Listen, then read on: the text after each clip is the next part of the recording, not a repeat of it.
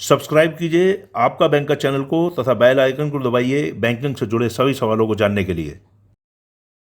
साथियों, इस भागदौड़ वाली जिंदगी में आज हर व्यक्ति का, चाहे वो शॉपकीपर हो, इंडस्ट्रियलिस्ट हो, व्यक्ति हो, जैसा भी केस हो, सभी का बैंकों में खाता अवश्य ही किसी न किसी रूप के अंदर मौजूद होगा।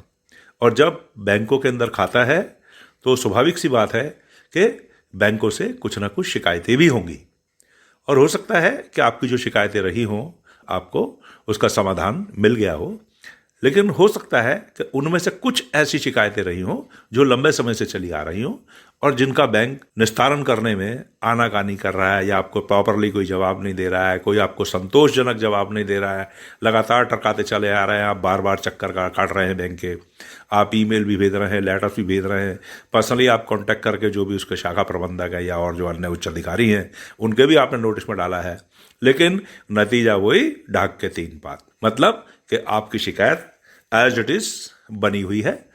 तो ऐसे केस के अंदर कि जब लगातार 30 दिन या 30 दिन से ऊपर आपकी शिकायत परसिस्ट कर रही हो और उस शिकायत को बैंक की तरफ से कोई भी सेटिस्फैक्टरी जवाब नहीं मिल पा रहा है, तो ऐसी शिकायत को दोस्तों हम भारतीय रिजर्व बैंक के द्वारा स्थापित बैंकिंग ओम्बड्समैन, यानी कि सरल भाषा में जिसको कहेंगे बैंकिंग लोकपाल के पास हम प्रेषित कर सकते हैं। बैंकिंग ओम्बड्समैन का या लोकपाल का जो भी आदेश होगा उसको अक्षरशः मानने के लिए सभी बैंक बाध्य हैं और किसी भी रूप में उससे इनकार नहीं कर सकते। और ये इस वीडियो में विस्तार से आपके साथ डिस्कशन करेंगे और एक कंप्लेंट हम प्रैक्टिकली आपको लॉन्च करके दिखाएंगे कि किस तरीके से ये कंप्लेंट बैंक के CMS सिस्टम यानी कंप्लेंट मैनेजमेंट सिस्टम में कैसे इसको लॉन्च किया जाए, ताकि आपको अपनी शिकायत का उचित समय के अंदर अंदर समाधान मिल सके। तो चलिए चलते हैं प्रैक्टिकल के लिए कि what is the procedure to file a complaint at banking ombudsman. तो दोस्तों, कंप्लेन करने के लिए आप सीधा रिजर्व बैंक ऑफ इंडिया की वेबसाइट पर जाएं।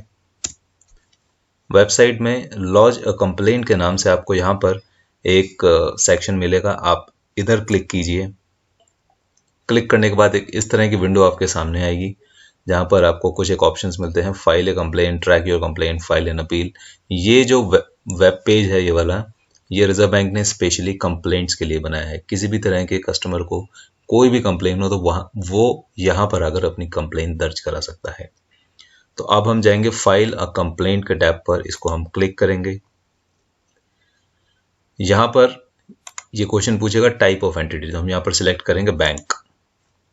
बैंक सिलेक्ट करने पर आगे ये कुछ और डिटेल्स हमसे जानना चाहता है। Mobile number of the complainant, आप यहाँ पर अपना मोबाइल नंबर डालिए।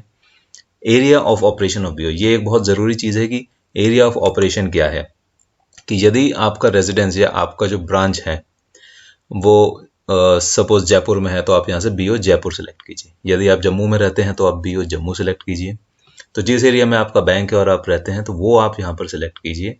सपोज हम यहाँ पर फॉर एन एग्जाम्पल हम जयपुर सेलेक्ट कर लेते हैं, तो जयपुर सेलेक्ट कर लिया। स्टेट यहाँ पर ऑटोमेटिकली पिक हो गया राजस्थान।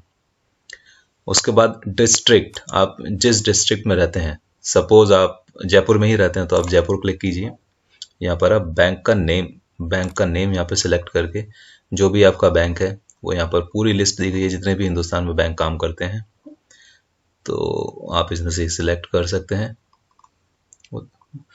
हम कॉमन तौर पर suppose state bank of India सभी जगह है तो हम यहाँ पर समझने के लिए हम स्टेट बैंक ऑफ इंडिया यहाँ पर सिलेक्ट कर लेते हैं। तो is complain related to credit card, क्या आपकी कंप्लेन क्रेडिट कार्ड से रिलेटेड है? नहीं है तो यहाँ पर नो दबाइए आप। इसके बाद बैंक ब्रांच नेम, आप यहाँ से अपनी ब्रांच का नेम सेलेक्ट कर सकते हैं। जयपुर में जितनी भी SBI की ब्रांचेस होंगी उन सभी का नाम यहाँ पर आएगा। तो जैसे सपोज जयपुर दुर्गापुर, यदि आपकी दुर्गापुरा ब्रांच है तो वो आप यहाँ से सेलेक्ट कर लीजिए। यहाँ पर अपना नाम डालिए और यहाँ पर अपना ईमेल आईडी डाल दीजिए। नेक्स्ट दबाते ही आपके सामने ये वेब पेज खुलेगा। Is complaint sub judice under arbitration, यहाँ पर आप नो कीजिए। Have you made a written or electronic complaint to the bank, अब इसको आपको जानना जरूरी है कि बैंक यहाँ पर बैंकिंग ओम्बड्समैन जानना चाहता है कि आपने अपने बैंक को पहले कंप्लेन की है या नहीं। तो अगर आप यहाँ पर नो कर देंगे तो आपकी कंप्लेन यहाँ पर दर्ज नहीं होगी। तो इसलिए आप यहाँ पर इसके लिए जरूरी है कि आपने बैंक पे कंप्लेन की हुई हो। तो आप यहाँ पर यस कीजिए। अब ये पूछेगा डेट ऑफ कंप्लेन, ये चेक करने के लिए कि आपके बैंक को की हुई कंप्लेन को कम से कम 30 दिन हुए हैं या नहीं। 30 दिन से पुरानी ही कंप्लेन जब होगी तभी आपकी शिकायत यहाँ पर दर्ज हो पाएगी। तो इसमें कोई पुरानी डेट, सपोज आपने 12 नवंबर को कंप्लेन किया तो वो यहाँ पर डाल दीजिए। कंप्लेंट की कैटेगरी वो आप यहाँ पर डाल सकते हैं, किस कैटेगरी की आपकी कंप्लेन है। बहुत सारे यहाँ पर लिस्ट ऑफ टॉपिक्स हैं कि आपकी कंप्लेंट एटीएम या डेबिट कार्ड से रिलेटेड है तो आप ये सिलेक्ट कीजिए। यदि डिपॉजिट आपके बैंक अकाउंट से रिलेटेड है तो ये सिलेक्ट कीजिए। लोन और एडवांस से रिलेटेड है तो ये, यदि मोबाइल बैंकिंग से रिलेटेड है तो ये सिलेक्ट कीजिए।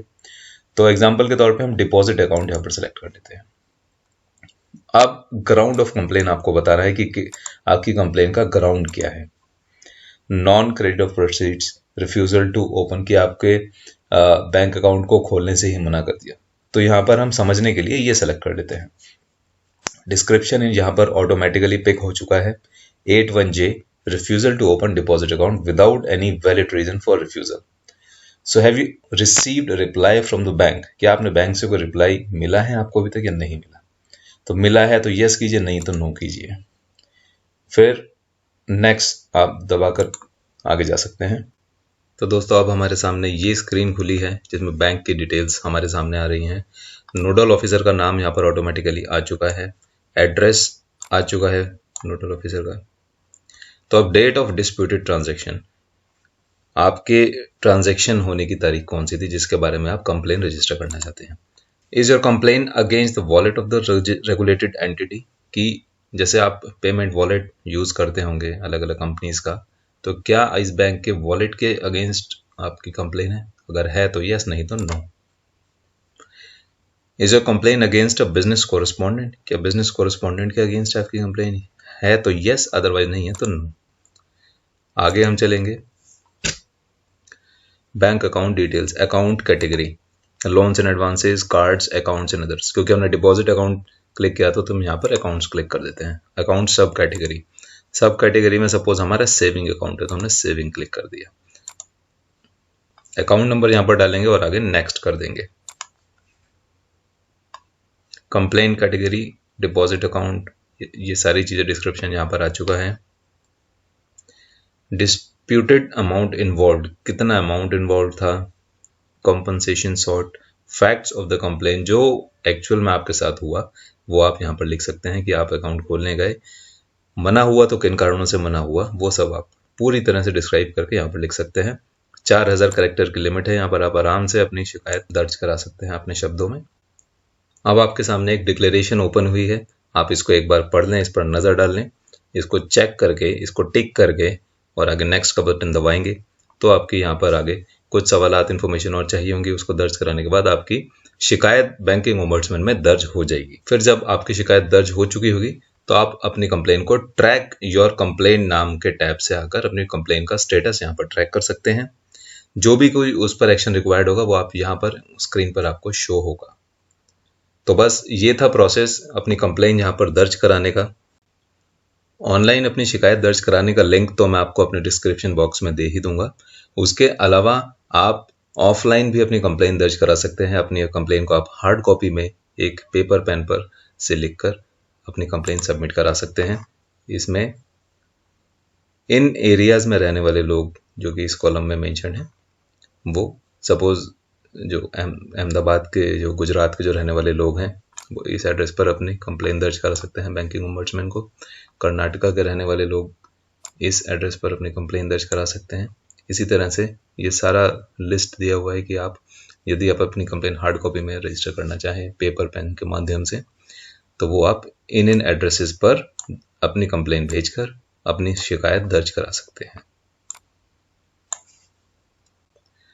तो दोस्तों एक बार आपकी शिकायत बैंकिंग ओम्बड्समैन में दर्ज हो गई है और आपकी शिकायत जेन्युइन भी है, तो बैंकिंग ओम्बड्समैन के एक आदेश के बाद आपका बैंक जरूरी तौर पर उस समस्या का समाधान करके आपको देगा ही देगा। तो दोस्तों ये वीडियो था बैंकिंग ओम्बड्समैन के बारे में। आपको किसी और विषय पर कोई जानकारी चाहिए हो तो आप कमेंट बॉक्स में लिखकर हमें बता सकते हैं। दोस्तों, आपको ये वीडियो पसंद आया हो तो आप इसे लाइक कीजिए और अपने फैमिली एंड फ्रेंड्स के साथ भी ज़रूर शेयर कीजिए। ऐसे ही विषयों पर और नए-नए वीडियोस जानने के लिए सब्सक्राइब कीजिए आपका बैंकर चैनल को। नमस्कार, जय हिंद।